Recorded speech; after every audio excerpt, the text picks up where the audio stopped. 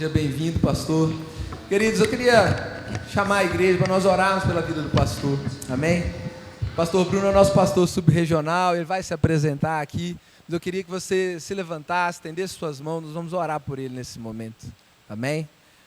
Vamos lá.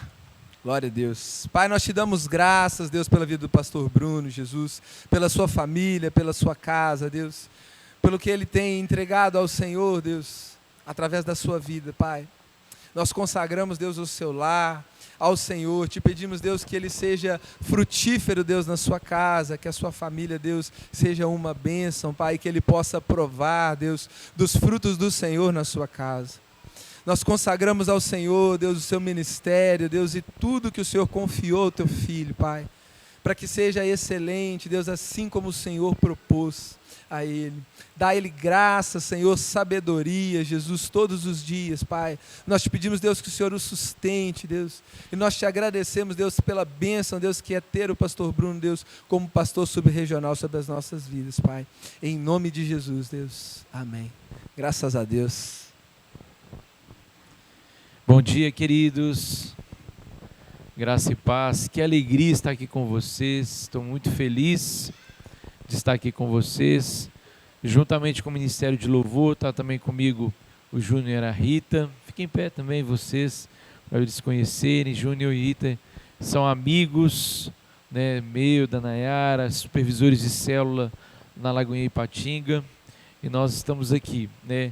Muitos de vocês não me conhecem, mas eu sou Bruno, sou pastor da Lagoinha Ipatinga há 5 anos, já sou pastor em Lagoinha, já tem 20 anos, eu sou nascido e criado em BH, e não nascido, né, mas crescido em Lagoinha. Eu fiz 44 anos semana retrasada, e desde os 9 anos eu sou de Lagoinha, né, então eu estou há muitos anos em Lagoinha. E hoje nós estamos, né, como liderança das igrejas aqui da região, né, Itabira, João Molevade, Rio Piracicaba, Bela Vista e Ipatinga e também Valadares. Nós estamos muito felizes de estarem aqui. Eu não sei se tem como colocar a foto da minha família, não sei se tem como colocar aí. Mas eu sou casado também, eu vou fazer agora dia 3, daqui dia? Hoje é dia 1º, né? Então, terça-feira eu faço 20 anos de casado, né? Glória a Deus, né? E não está dando para ver, mas a gente é branquinho, né? Então não dá para ver mesmo, né? E da minha esposa, né? Eu tenho uma filha de 6 anos e eu tenho o Arthur de 12 anos. E nós estamos aqui para servir os irmãos, né? Nós estamos aqui também não só para pregar, mas também para consolidar aquilo que Deus tem feito em nós e através de nós nessa aliança que Deus estabeleceu junto com o Vitor, com a Nina. Nós estamos muito felizes, né? Na semana passada eles estiveram lá com a gente, foi um sábado assim de muita comunhão, de estarmos juntos. E nós estamos caminhando, né, debaixo. A Lagoinha, ela tem o pastor André, hoje existe os sobre-regionais, que é o pastor Rodinei e o pastor Flavinho, que lideram os regionais, e nós temos os regionais, e hoje é o pastor Rodolfo, lá da Lagoinha Lafayette. Ele é líder de boa parte das igrejas de Minas Gerais, e debaixo dele existem vários sub-regionais, né? E hoje nós estamos junto com vocês. E a intenção, de fato, aqui é servir, né? Servir ao Senhor, mas também servir a igreja, né? De estar cuidando do Vitor, da Nina. Nós estamos bem perto, né? Temos nos falado sempre, né? E estar de alguma forma apoiando aqui a igreja, dando suporte. Eu quero declarar nessa manhã que eles não estão sozinhos, que nós estamos junto com eles, né? Eu não sei quanto tempo a gente já está caminhando, deve ser 2 ou 3 meses, deve ter uns 3 meses, e está sendo uma bênção, né? E a gente está aqui realmente para estar junto com vocês. Nós vamos almoçar aqui junto, no final do culto, se você quiser me procurar para conversar, para falar, me perguntar, né? Como eu já tenho uma caminhada longa, né? Liderei a Lagoinha Vitória Espírito Santo por 4 anos, liderando ali a Lagoinha Vitória no Espírito Santo, fui pastor ali, e aí o Senhor nos conduziu para Ipatinga, e nós estamos, graças a Deus, há 5 anos, e vamos caminhando, temos uma igreja linda lá em Ipatinga, né? Eu sou apaixonado por esses irmãos que o Senhor nos colocou, uma igreja maravilhosa, e nós estamos juntos, né? Amém, queridos? Amém?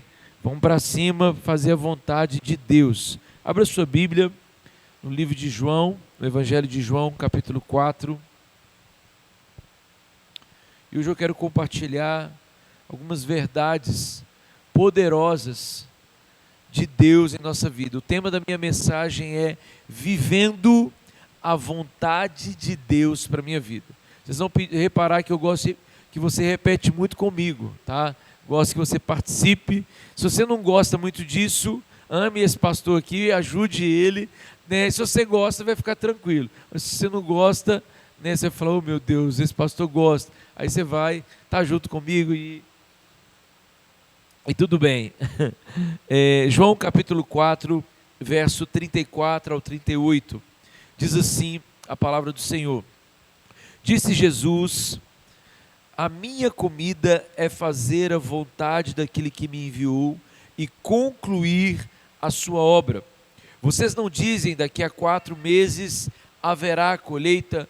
Eu lhes digo, abram os olhos e vejam os campos, eles estão maduros para colheita. Amém, queridos? O tema da minha mensagem então é, vamos falar junto, vivendo a vontade de Deus para a minha vida. O Vitor, né, já estou falando pastor, não tem jeito, né? O Vitor, ele falou, né, exatamente, né, uma realidade, né? E nós buscamos fazer a vontade de Deus, né? Como nós aqui não temos nenhum visitante, tenho certeza que todos vocês já fizeram a seguinte pergunta: como eu posso fazer a vontade de Deus? Quem já pensou nisso aqui? Quem já pensou assim, eu quero fazer a vontade de Deus? Mas esses dias para trás o irmão me procurou e falou: pastor, qual é a vontade de Deus para a minha vida? Eu estou querendo saber. Ele é um irmão, né, que é muito perguntador, né, aqueles irmãos que gostam de saber, né? E aí ele falou: pastor, eu não sei qual é a vontade de Deus para a minha vida. E aí ele perguntou: o que eu preciso de fazer para descobrir a vontade de Deus? Eu sou uma pessoa que trabalho, que tenho os meus negócios, que tenho a minha família, eu tenho as minhas coisas, mas eu quero fazer a vontade de Deus, pastor. O que eu preciso fazer? E ele ficou assim: será que eu preciso ir lá no monte para Deus falar comigo o que eu tenho que fazer? Será que eu tenho que agora abrir mão do meu trabalho? Então eu vou entregar a minha empresa, os meus negócios, para eu fazer a vontade de Deus? Ele falou: pastor, será que eu tenho que pegar os meus filhos, minha esposa, e ir para missões? Ir lá para o Afeganistão, né? Fazer a vontade de Deus? Qual é a vontade de Deus para mim, pastor? Eu não sei você, mas muitos de nós fazemos essa pergunta e até entramos em crise para descobrir qual é a vontade de Deus.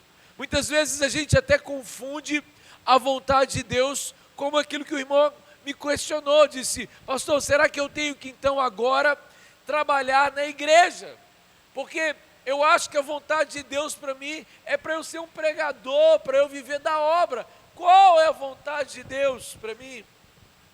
E nós temos por hábito, e um hábito até muito comum, nós vincularmos, né, e às vezes fazemos uma separação entre aquilo que é sagrado e aquilo que é secular, aquilo que é de Deus e o que não é de Deus em nossa vida, no sentido do trabalho, no sentido do dia a dia. E então muitas vezes ficamos confusos.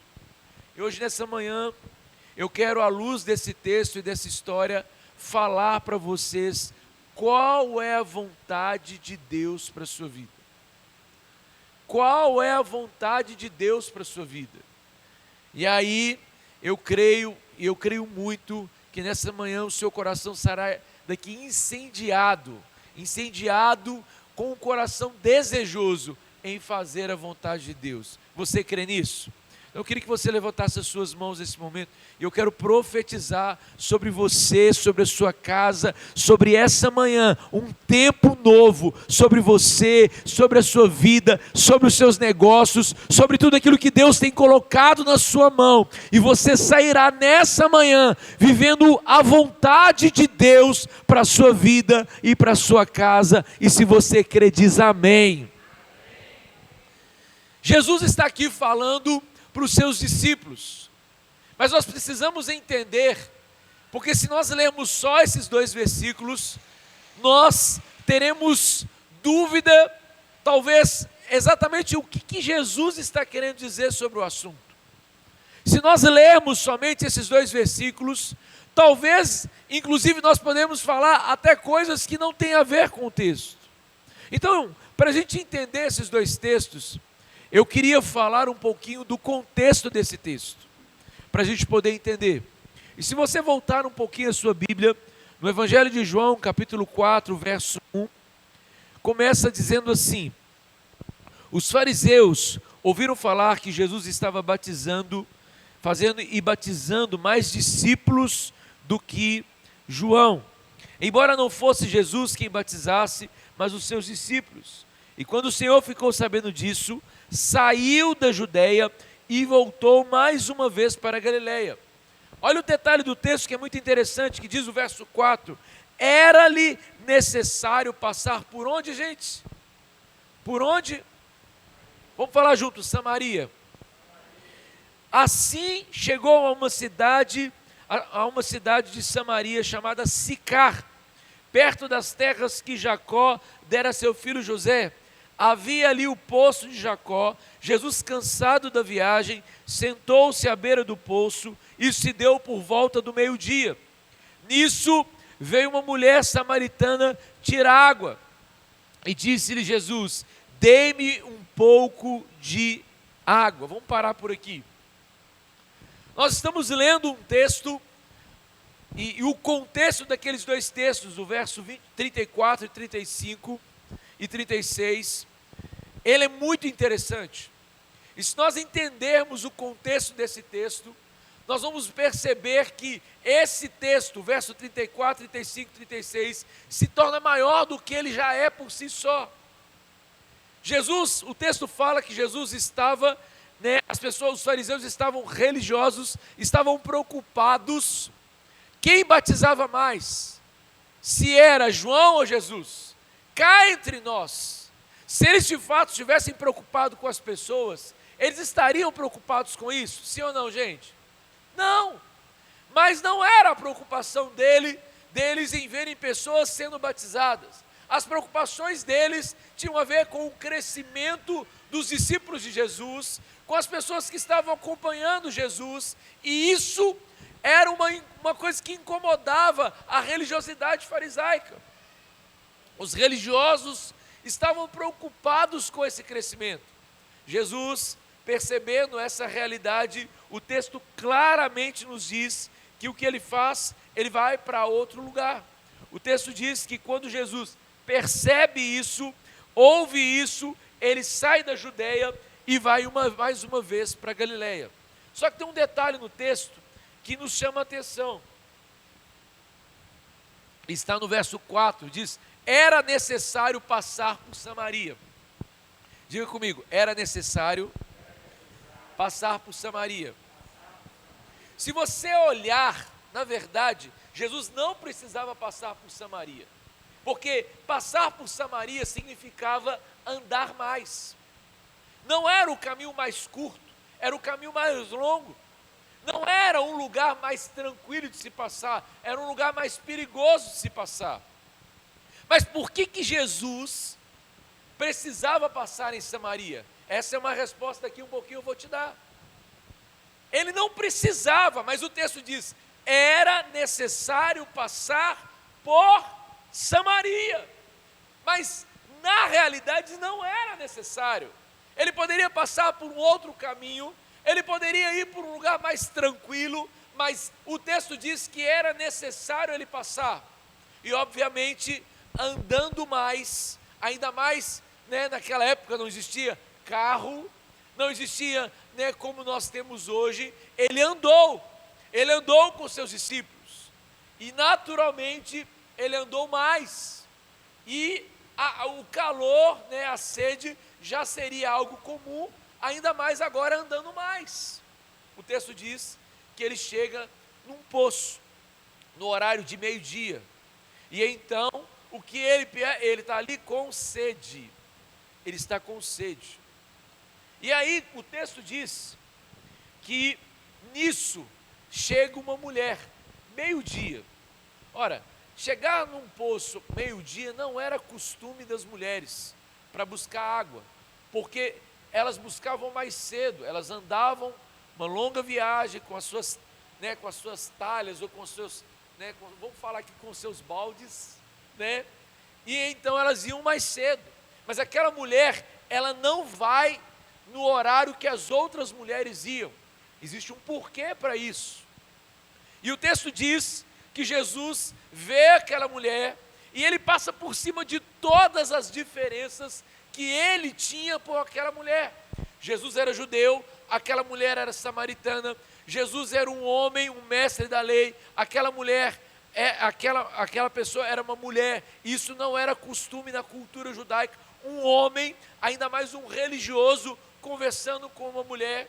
E nós, para que você que já conhece essa história sabe que aquela mulher não tinha uma boa fama.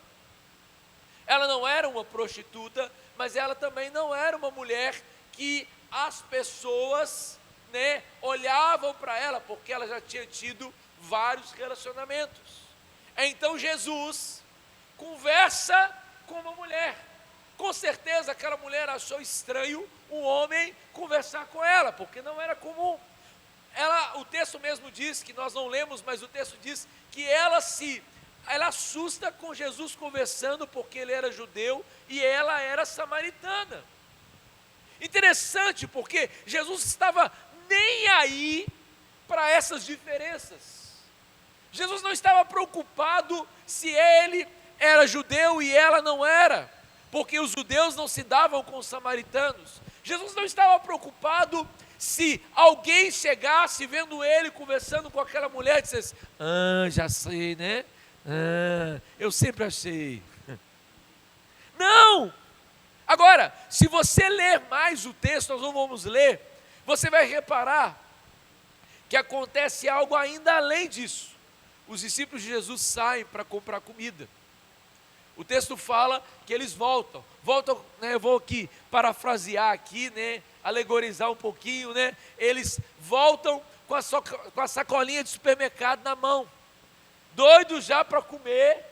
Por educação, né, eles não comem, e aí chegam lá e chamam Jesus, porque ele era o líder deles, diz: Jesus, vamos comer, porque, né, mas o texto diz que eles acham estranho, eles ficam surpresos com Jesus conversando com a mulher. Eles veem aquilo ali de uma forma diferente. Mas agora acontece algo mais estranho ainda. O texto diz que eles oferecem comida para Jesus e Jesus nega. Ora, presta atenção, se eles oferecem a comida para Jesus e se eles saíram, provavelmente porque Jesus autorizou, o texto não fala, que ele delega para que eles pudessem fazer. Imagine você, o Vitor, né, e a Nina chegam para alguns de vocês e dizem: olha, nós vamos ter um momento aqui para comer, e então eu estou com muita fome, tem como você ali comprar um salgado, um pão de queijo, alguma coisa? E aí vocês vão, está num dia que está tudo fechado, e aí vocês não estão de carro, e aí você anda a beça, vai lá, compra um pão de queijo, chega suado, pingando, com sede, e aí o que vocês esperavam? Bom, né, nós vamos comer agora, né? E aí quando chega nessa hora, e aí eles viram e falaram assim: não, a gente não vai comer agora não. Mas como assim? E se você ler o texto, eles vão até inclusive questionar, se, será que alguém deu comida para ele? Porque ele não vai comer. Olha o texto aqui, acompanha comigo o texto.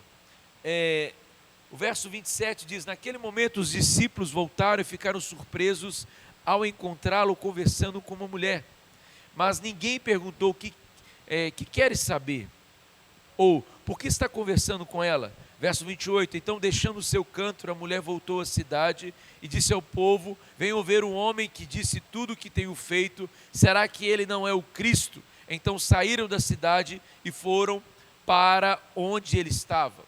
Essa mulher ficou tão impressionada com que Jesus revela quem ela era e as atitudes dela, que ela então volta para a cidade e conta para as pessoas.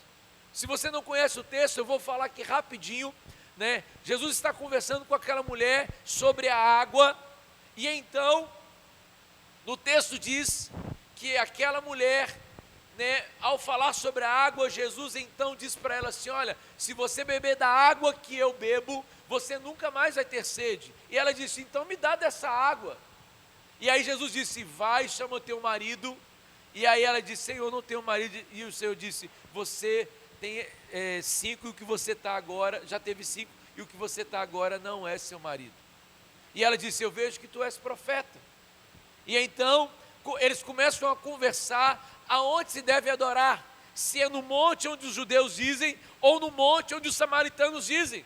Jesus então estabelece algo com aquela mulher, mas enquanto essa conversa desenrola, os discípulos voltam, chegam, vem Jesus ali, aquela mulher já estava impactada, e então o texto diz que aquela mulher vai até a cidade chamar as pessoas para ouvir Jesus. O verso 31 diz assim: enquanto isso os discípulos insistiam com ele: mestre, come alguma coisa. Ora, gente, se ele está insistindo é porque ele já tinha negado. Ele já disse: olha, eu não vou comer. Então, preste atenção comigo. O texto fala que Jesus era necessário passar por Samaria. Nós já ouvimos aqui que não era necessário, ok? Mas ele resolveu passar por Samaria. Nós aprendemos aqui nesse texto, aqui agora, que Jesus, os discípulos levam a comida para Jesus, mas Jesus nega a comida. E eles insistem com ele. Agora o texto diz, verso 32, mas ele lhes disse: tenho algo para comer que vocês ainda o quê? Não conhecem. Então os seus discípulos disseram uns aos outros: será que alguém lhe trouxe alguma comida? Não julgue os discípulos, porque você faria isso. Eu faria. Diz: não é possível. Alguém, né? O texto não fala, mas eu acho que foi Pedro que falou isso. Porque ele era bocudo, né? Deve ter sido Pedro que deve ter falado assim: não, alguém trouxe comida para ele. E Pedro talvez deve ter pensado assim: não, ele está brincando comigo. Eu andei a beça, estou aqui suado, e nem comer a comida que eu ralei para trazer, ele está querendo comer. E Jesus disse: eu tenho uma comida que vocês ainda o quê? Não conhecem. E então agora começa o nosso texto. O nosso texto começa diante de todo esse contexto. Está vendo como o texto se torna muito maior? Agora Jesus está dizendo assim, verso 34, a minha comida, né? Então ele está falando: olha, vocês estão me oferecendo comida, ou seja, o que é a comida? A comida é o que todos nós precisamos de comer para viver, é ou não é? Apesar que tem gente que parece que não precisa de comida para viver, né? Tem uma pastora que nos cuidou muito tempo, virou para a Nayara e falou assim, para minha esposa, falou assim: pastora Suzy, pastora Suzy Valadão, né? Era sobrinha do pastor Márcio. Disse: Nayara, você come para viver ou você come porque você gosta? Ela falou: gente, eu nunca pensei nisso. Ela falou: as duas coisas. Ela disse: eu como para viver, porque eu não gosto de comer, né? Você acredita, Júnior, que tem gente que não curte uma picanha? Meu Deus, né? Ô glória, né? Picanha de Deus, né? Quem concorda comigo? Mas Jesus está falando aqui: a minha comida. Ele não está dizendo assim: olha, gente, eu não gosto de comida. Ele não está falando igual a pastora Suzy. A verdade, ele está usando uma situação que eles estão vivendo, que era muito comum Jesus fazer isso, para falar de algo que é superior à comida. Ou seja, algo que é mais importante que comer. E aí você diz, mas o que é mais importante que comer, pastor, e beber água?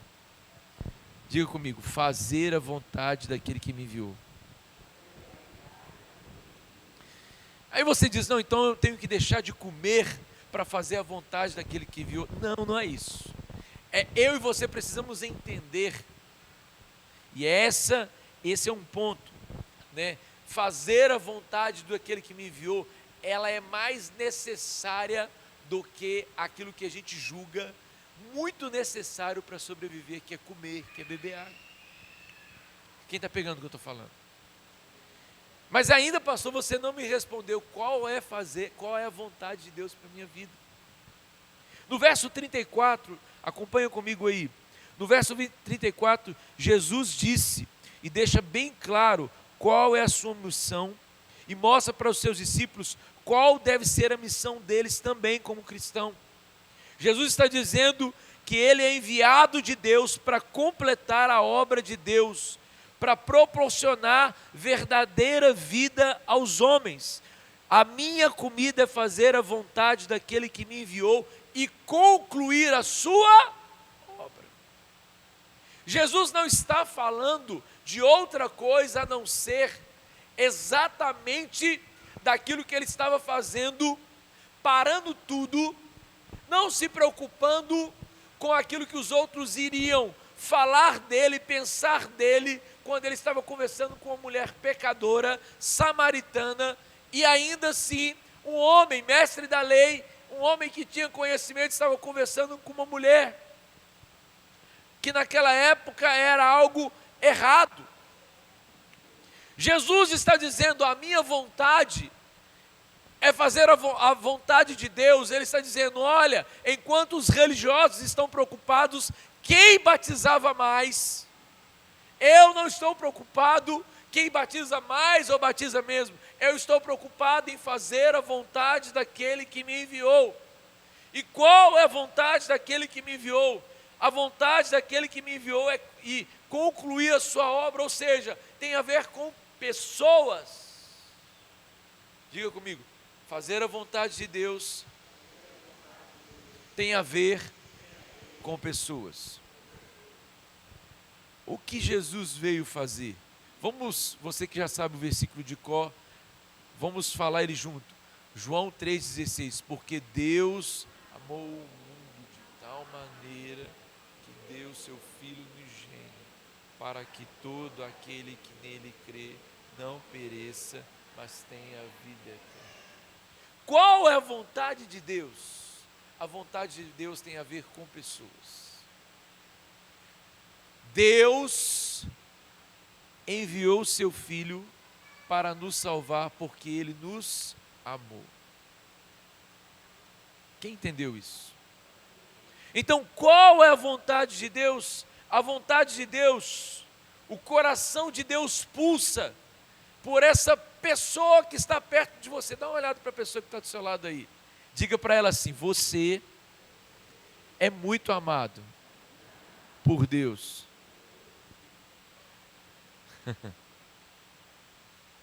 Deus te ama muito. Nós precisamos entender que fazer a vontade de Deus tem a ver com isso. A sua missão de vida não é ganhar dinheiro. A sua missão de vida não é ter a melhor casa, os melhores carros, a melhor empresa, as melhores coisas dessa vida. Na verdade, essas coisas, elas são dadas por Deus a você para cumprir uma missão, para cumprir uma vontade de Deus. Então, se Deus te deu muito, é para que Ele possa fazer com que aquilo que Ele te deu possa abençoar muitas pessoas, possa ser uma bênção. Se você tem filhos e muitos filhos, você tem uma casa de 10 filhos, né? Você então tem discípulos que vão alcançar esse mundo para Jesus, que serão como flechas na mão do Senhor e que serão discípulos para alcançar vidas para o Senhor.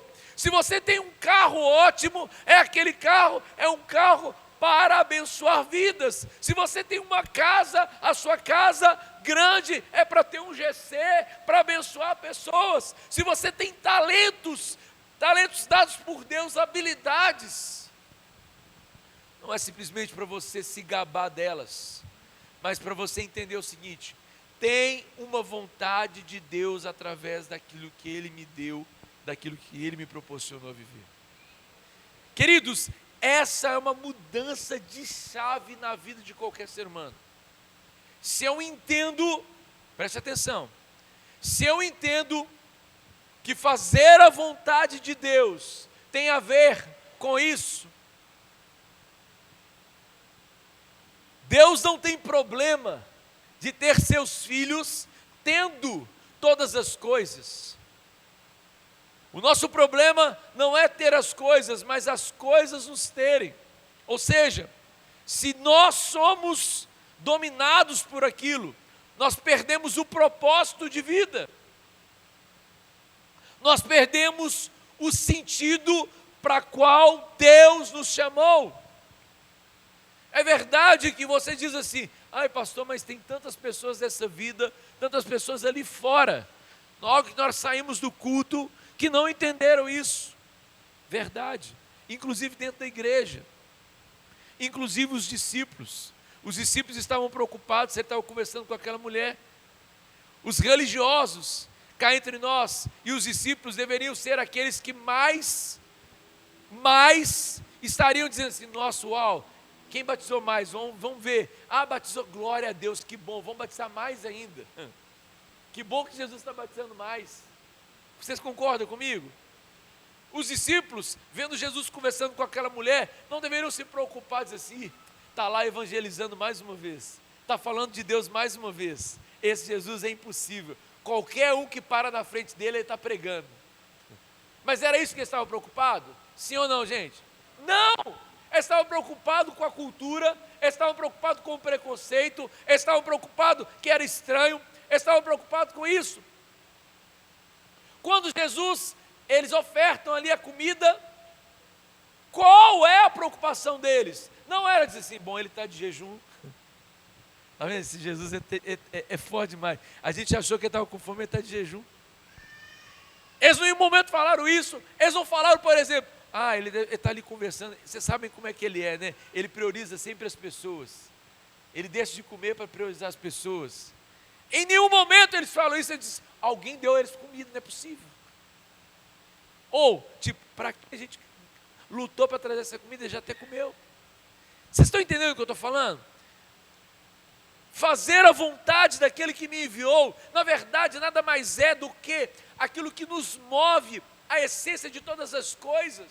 Se eu e você nessa manhã entendermos isso, nós vamos entender aquilo que mexe com o coração de Deus.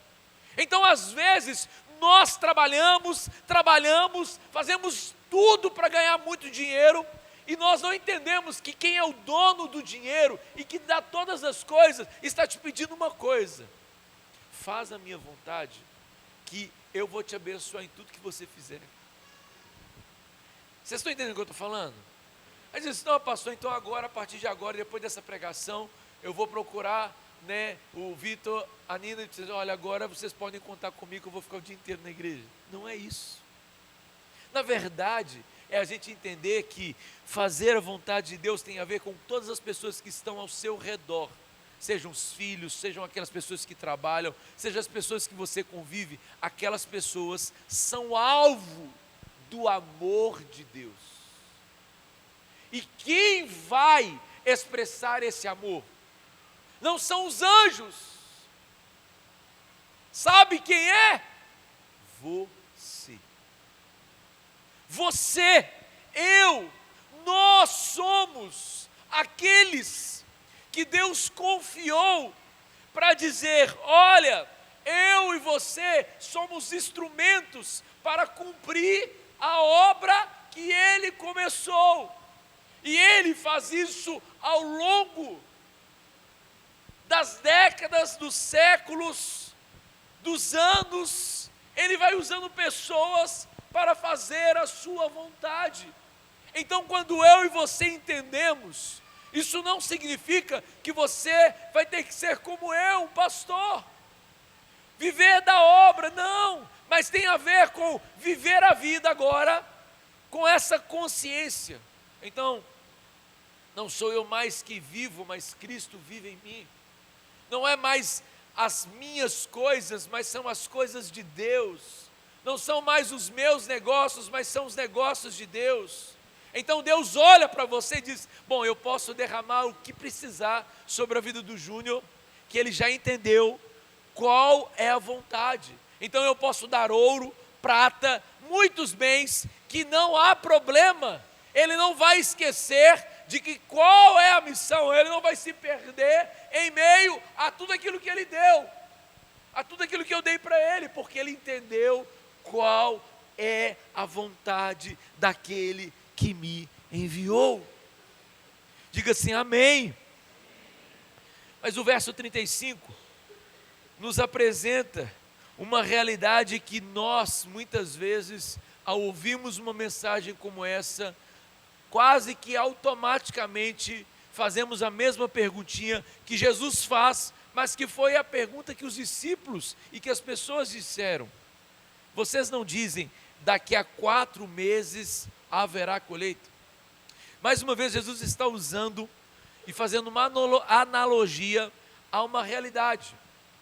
Jesus está falando sobre colheita mesmo, né? Vocês estão dizendo, a colheita, né, do trigo, da cevada, que era algo muito comum naquela época, né, não está há 4 meses para ser feita. Ou seja, só que Jesus não está falando de colheita de trigo, ele está usando a colheita de trigo para fazer uma analogia sobre as pessoas que precisam ser o quê? Alcançadas. Em outras palavras, ele está dizendo assim: vocês não dizem que precisa-se ter muitas coisas ainda para alcançar outras pessoas? Vocês não estão dizendo que a colheita vai ser daqui 4 meses? E aí ele está dizendo, ela não é daqui 4 meses. Os campos estão prontos para a colheita. Será que ele está falando? Ele está usando uma analogia da colheita, mas ele está falando realmente de colheita? Não. Ele está falando do que está acontecendo ao lado deles e o que ele estava tendo de diálogo com aquela mulher. Ele está dizendo, olha, a colheita não está para acontecer há muito tempo, os campos estão prontinhos. Essa mulher, eu precisei de parar, conversar com ela um pouquinho, para perceber qual era a sede daquela mulher.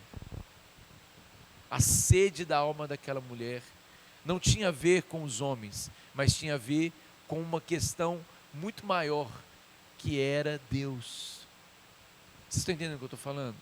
É disso que ele está falando. Os campos estão brancos. Ele não está se referindo então à colheita realmente. Ele está só usando a ideia da colheita para dizer, olha aqui, gente, essa mulher ouviu e agora ela vai, ou seja, ela fez mais do que os discípulos.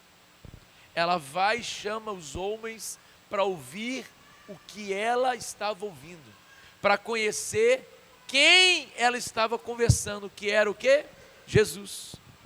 Agora, a pergunta que Jesus faz, que é a pergunta das pessoas, será que a colheita ainda não vai demorar para ser feita?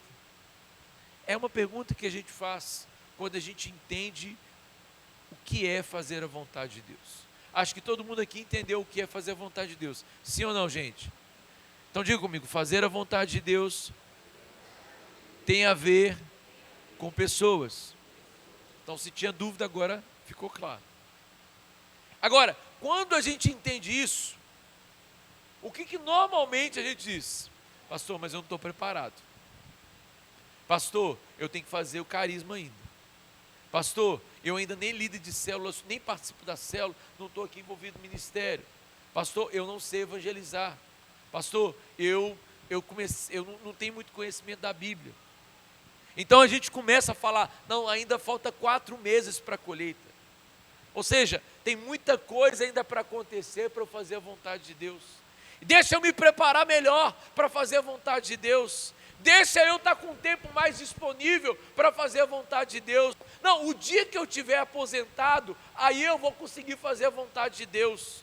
O dia que eu tiver, ter feito um curso de teologia, aí eu vou estar preparado. Deixa eu ser uma pessoa que ora mais, que lê a Bíblia. Deixa eu ter um pouquinho mais de tempo, porque aí eu vou fazer a vontade de Deus. Nós normalmente colocamos e dizemos, ainda há 4 meses para a colheita, ainda há muito tempo para fazer a colheita, não dá agora. Quem está entendendo o que eu estou falando? Quando nós entendemos qual é a vontade de Deus, nós quase que naturalmente já apresentamos muitas desculpas, dizendo, nossa, lá em casa a coisa está muito feia, está tendo muito problema lá em casa, eu estou passando uma fase muito difícil, então não dá para fazer essa vontade de Deus. Os discípulos aqui, o questionamento deles era que a gente estava com fome, a gente precisava de comer. Os fariseus, os religiosos estavam dizendo, bom, vamos ver quem está batizando mais. Enquanto Jesus estava entendendo que a urgência daquele momento era aquela, a urgência de Deus naquele momento era aquela mulher. Sabe, queridos, nós somos muito bons para apresentar justificativa para Deus. Inclusive a gente diz assim, bom, eu não estou fazendo alguma coisa na igreja, então eu não posso fazer a vontade de Deus. Eu não estou tocando, eu não estou pregando, eu não estou fazendo isso.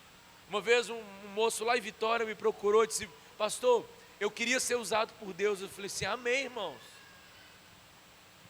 Que bênção. Aí eu falei com ele assim, olha, vai fazer a vontade de Deus. Ele me procurou um mês depois e falou, pastor, eu quero fazer a vontade de Deus. Eu disse, meu irmão, o que você está esperando? E eu não entendendo o código dele. E ele, mas pastor, eu quero fazer a vontade de Deus, mas você não está deixando. Eu falei, como assim? Eu não estou deixando, misericórdia. Vai cair um raio do céu na minha cabeça, eu estou impedindo, mas você não está deixando. E aí depois de umas 3 vezes que ele foi conversar e não tinha coragem de me falar, ele falou assim, você não me dá a oportunidade para pregar. Eu falei, mas sério? Você está achando que a vontade de Deus se resume a você subir num púlpito, pegar um microfone e falar? É sério mesmo? Eu falei com ele, é sério mesmo? Eu falei com ele assim, dá uma olhada, você já visitou os hospitais? Você já foi na rua em Vitória? Você já foi no centro de Vitória? Você já olhou os seus vizinhos e viu quantas pessoas estão precisando de Jesus? Ele disse, não, eu vejo, mas é porque Deus me chamou para isso. Eu disse, querido, você não entendeu. Você não entendeu. Você não entendeu nada. Saiu bravo comigo. Ficou chateado. Ficou de bico. Falei, você não entendeu. O que ele achou? Ele achou que a vontade de Deus era só porque era quando ele estivesse num púlpito pregando. Queridos, esse aqui é um exemplo que nós muitas vezes colocamos para deixar de fazer a vontade de Deus.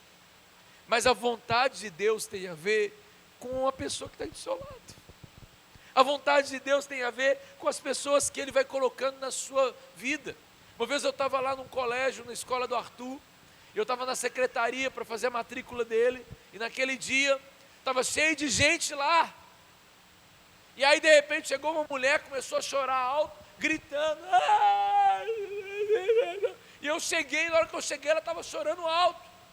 E aí todo mundo sem graça, ouvindo aquela situação, vendo aquele momento, e o Espírito Santo me incomodou de uma forma absurda naquela hora, e eu comecei a ouvir um pouco do lamento daquela mulher, falando das dificuldades que ela estava enfrentando com a sua filha, dos momentos difíceis que ela estava passando com a filha dela, e ela chorava ali, todo mundo ouvia, e eu disse para ela assim, eu posso orar por você? Gente, a hora que eu falei isso, Os irmãos que estavam lá escondidos, glória a Deus. Eu pensei, miserável, por que vocês não oraram antes? Saiu um tanto de crente no chão, brotou do chão. Disse, nossa, a gente estava precisando de fazer isso. Eu olhei e falei assim, gente, mas por que demoraram? Ela estava clamando por socorro. Eu orei, ela agradeceu, disse, obrigado, eu estava precisando de uma oração. Mas sabe o que acontece com a gente? A gente acha que fazer a vontade de Deus é só na hora que a gente entra dentro da igreja. A hora que a gente está fazendo alguma coisa na igreja. Queridos, isso também é, mas não é só isso. Quem está recebendo o que eu estou falando? Fazer a vontade daquele que me enviou tem a ver com cumprir a minha missão como pessoa nessa terra. Gente, isso mexe muito comigo, porque Jesus está comparando isso à comida. Ele está dizendo, isso é mais importante do que aquilo que eu preciso para viver. Quem está entendendo o que eu estou falando? E nós colocamos uma série de empecilhos, dizemos, há 4 meses, daqui 4 meses vai ter a colheita. E ele está dizendo, não, ela está prontinha, vocês não estão vendo, os campos estão prontos para a colheita. Vocês não estão vendo que essa mulher estava gritando por socorro, ela chega meio-dia aqui, tem alguma coisa de errado. Não é comum uma mulher chegar para pegar água meio-dia. Tem algum BO aí, tem algum problema. Mas eles, como muitos de nós, olhamos e dizemos, isso não tem nada a ver comigo. Fazemos como Jonas, que dizemos para aquele povo, os ninivitas, eu não prego. Eles são inimigos do povo de Deus. Mataram aqueles que temiam o Senhor. Eu não prego para eles, porque eu sei que se eu for pregar, o Senhor vai perdoar eles, e eu não quero isso que aconteça.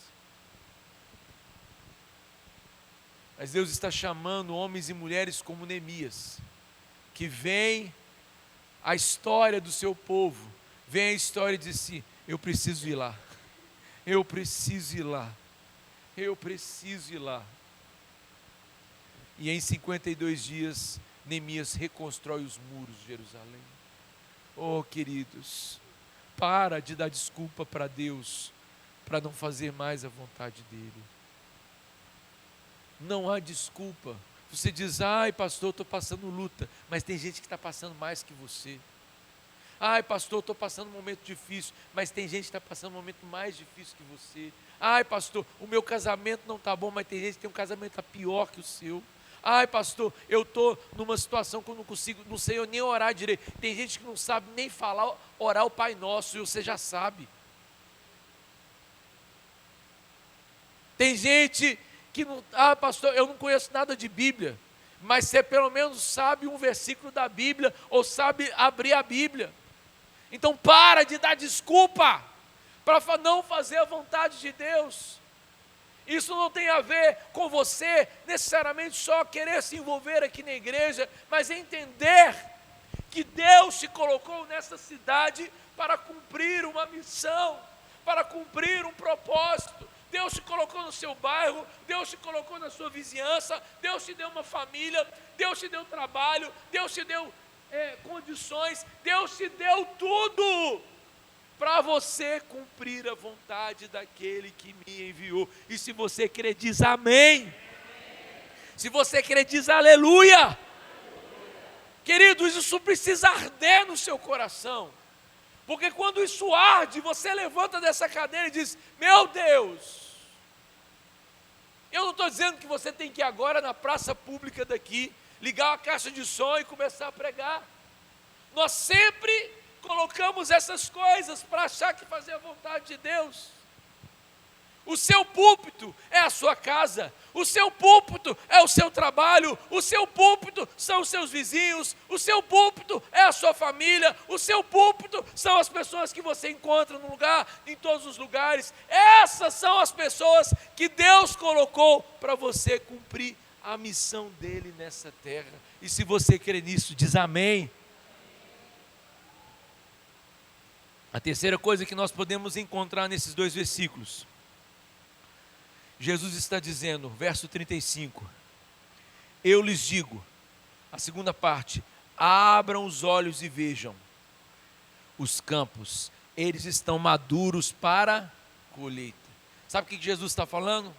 Vá e faça a minha vontade. Eles estão prontinhos. Dá uma olhada. Ao invés de vocês enxergarem que há 4 meses vai acontecer a colheita, eu estou dizendo para vocês, eles estão prontos para a colheita. Você está entendendo o que eu estou falando? Está claro o texto para você? Nós precisamos entender e podemos aqui dizer, sabe? Jesus então começa a explicar o ministério dos discípulos aqui. Jesus está dizendo, olha, o ministério de vocês não é de quem é maior, quem é menor aqui. O ministério de vocês não será a grandiosidade de você ser conhecido e famoso. O ministério de vocês tem a ver com os campos que estão prontos para colheita. O verso 36 diz, aquele que colhe já recebeu o seu salário e colhe fruto para vida eterna. Aleluia. Quando nós entendemos que os campos estão prontos para a colheita e que nós somos chamados por Deus a fazer a vontade, nós estamos semeando para a eternidade. Eternidade. Sabe, meu querido, minha querida, sexta-feira eu fui fazer uma visita e naquela visita eu visitei um presbítero de uma igreja. Aquele homem, ele está acamado, filho de um irmão da nossa igreja. Ele já não fala, ele já tem muita dificuldade para respirar, tossiu ali na minha frente, que eu cheguei a pensar que ele ia morrer. A família ali naquela situação toda, né, que envolve a doença degenerativa dele, a família toda preocupada o que fazer, mas diante dessa situação toda tão difícil, eu ouvi ali um testemunho de um homem de Deus, um homem que foi a pessoa que ganhou para Jesus um dos maiores pastores de Ipatinga, que é um pastor Wagner da Batista Shalom. Ele ganhou o pastor Wagner. Esse pastor Wagner é um homem que Deus usou muito e usa muito lá em Ipatinga, um homem de Deus, várias igrejas na cidade. E eu falei assim, meu Deus, meu Deus, meu Deus. O que conta nessa vida não são as coisas que a gente conquista. O que conta nessa vida é o quanto Deus, o que conta nessa vida é o tanto que eu busquei fazer a vontade de Deus e cumprir essa missão. Porque isso é que fica eterno. Muitas vezes nós nos preocupamos tanto com coisas e nos esquecemos dos discípulos que Deus nos deu, que são os nossos filhos. Nós cuidamos de tantas coisas, mas esquecemos de discipular, de ganhar os nossos filhos para Jesus. Nós queremos tantas coisas, mas nós esquecemos, né, das pessoas que Deus nos confiou. A gente mora no apartamento e a gente vive como um incrédulo, que não cumprimenta o vizinho, porque a gente mora e cada um mora e olha para si, sendo que na verdade o cristão é aquele que faz diferença onde ele está. Vocês estão entendendo o que eu estou falando? Você não pode mais viver depois dessa palavra do mesmo jeito. Porque senão eu e você estamos deixando de cumprir a missão. Eu não estou dizendo que você tenha que sair daqui, como eu disse, e colocar pegar a caixa e falar, pastor, me empresta aqui a caixa para me colocar. Pode também. Mas é entender e é uma mudança de chave para você cumprir um propósito. E assim, quando nós entendemos isso, o que Deus vai fazer através da Lagoinha Itabira é algo sobrenatural. Quem crê nisso? Por quê? Porque não tem a ver com ele somente, mas tem a ver com uma igreja que entende qual é a vontade de Deus para a minha vida. Hoje nós vivemos num contexto onde muitas pessoas, elas olham para a igreja e dizem, eu não vou fazer isso, porque no final das contas todo mundo está pensando em dinheiro, está pensando em poder, então eu não vou me entregar nisso. Tem muita gente ressabiada, travada, pensando assim, vou ganhar gente para Jesus, vou encher a igreja, e aí no final das contas eu vou fazer o pastor ficar mais rico. E aí as pessoas estão perdendo a essência daquilo que realmente importa, que não tem a ver com a igreja, não tem a ver com isso, mas tem a ver com a vontade de Deus, que é alcançar pessoas. E quando eu e você paramos de dar desculpas e dissemos, sim, Senhor, nós fazemos a vontade daquele que me enviou. Eu queria que você ficasse em pé nesse momento.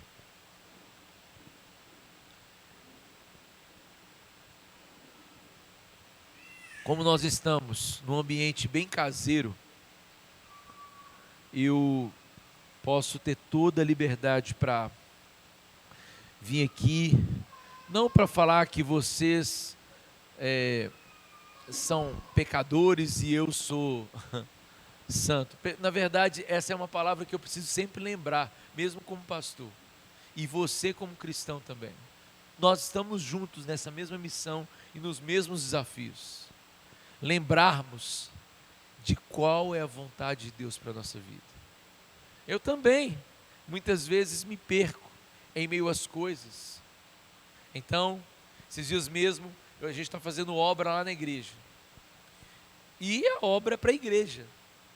Mas em meio a esse monte de obra, em meio a essa correria, eu precisei de atender um casal, que eu precisava muito. Vocês acham que dentro de mim, eu não estava assim, gente, eu estou com tanta coisa para fazer, eu não vou dar conta. E o Espírito Santo soprou nos meus ouvidos e disse, vai fazer a minha o quê? Vontade. Eu estava naquela correria e um pastor me procurou, um pastor que não é da nossa igreja, é da Lagoinha, mas estava lá em Ipatinga, falou, pastor, eu precisava de almoçar com você. Eu falei, sangue de Jesus tem poder. Pensei comigo, eu não vou fazer isso. E aí eu ia pregar para vocês domingo, né? Deixa eu viver essa palavra. E aí soprou nos meus ouvidos e disse, eu preciso fazer a vontade. Aquele homem precisava de me ouvir. Ele precisava de a gente ter um tempo junto. Quem entendeu o que eu estou falando? Sabe, queridos, sabe quando Lagoinha Itabira vai viver o que Deus tem? Não é quando vocês tiverem um espaço top, quando a igreja estiver maravilhosa, porque eu conheço igrejas que têm isso tudo, mas não tem um povo que não entendeu qual é a vontade de Deus. Vocês estão entendendo o que eu estou falando? É importante, sim, e nós vamos estar juntos para isso. Eu tenho caminhado muito com o Vitor, com a Nina, a gente tem conversado, eu tenho orientado, passei o sábado inteiro passado falando com eles as minhas experiências, não para mandar, nossa intenção aqui é inspirar e ajudar, não é determinar nada, é estar junto, é ser servo, mas não é isso que move uma igreja. O que move uma igreja é entender a missão, a vontade de Deus para a nossa vida. Eu não sei se você concorda com o que eu estou falando, não precisa concordar comigo não, concorde com a Bíblia e tudo bem. E ao entender isso, o nosso coração se move em cumprir e fazer a vontade de Deus. Eu queria que você fechasse os seus olhos nesse momento. E nessa manhã eu quero fazer um apelo para todos vocês. E o apelo é: você quer fazer a vontade de Deus? Talvez você tenha se perdido em meio a muitas coisas. E se você nessa noite, nessa manhã quer dizer: eu quero, Senhor, fazer a sua vontade. Eu quero me entregar, eu quero, na verdade, viver essa realidade. Eu queria te chamar aqui à frente.